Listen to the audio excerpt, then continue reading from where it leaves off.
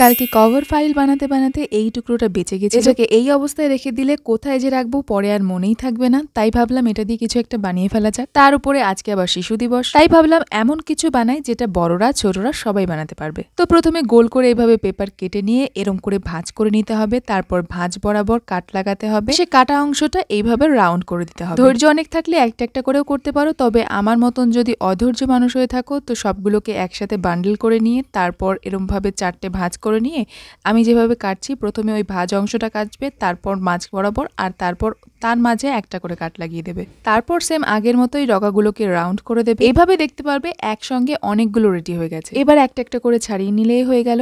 তারপর এই যে ফুলটা আছে এর ঠিক সেন্টার বরাবর একটা সাইড দিয়ে কাট লাগাবো, একটা সাইডে আঠা লাগিয়ে অন্যটাকে ঠিক এইভাবে ফুচকার বাটির মতন ঘুরিয়ে দেবো। আমাদের এদিকটায় এখনো এইভাবে ফুচকার বাটি দেওয়া হয়। যাই হোক, এবারে কন্ট্রাস্টে যে কোনো একটা কালার নিয়ে এরকম একটু ঘুচুমুচু করে নেবো, একদম ছোট্ট করে ফুলের মাঝখানটায় আঠা দিয়ে বসিয়ে দেবো। ব্যাস, এভাবেই রেডি হয়ে যাবে ফুল। এবারে বানাতে হবে এদের জন্য স্টিক। কাগজের বান্ডেল থেকে সবুজ রঙের কাগজ নিতে গিয়ে দেখি ওই কালারটাই মিসিং। তো আর কি, সিমিলার একটা কাগজ নিয়ে এরকম রোল করে একটুখানি কাট লাগিয়ে কিছুটা বৃতির মতন দেখতে বানিয়ে ভেতরের দিকটায় আঠা দিয়ে ফুলটা বসিয়ে নেব। তবে যদি তোমরা এই ধরনের স্টিক বানাতে না চাও তবে যে কোনো একটা শুকনো গাছের ডাল খুঁজে বের করতে পারো ঠিক এরকম টাইপের। এই গাছের ডালটা না আমি মিরিক থেকে আসার সময় নিয়ে এসেছিলাম চারা গাছ বানাবো বলে, কিন্তু এটা থেকে না চারা গাছ করতে পারিনি, গাছটা মরে গেছিল, তবে ডালটা রেখে দিয়েছিলাম।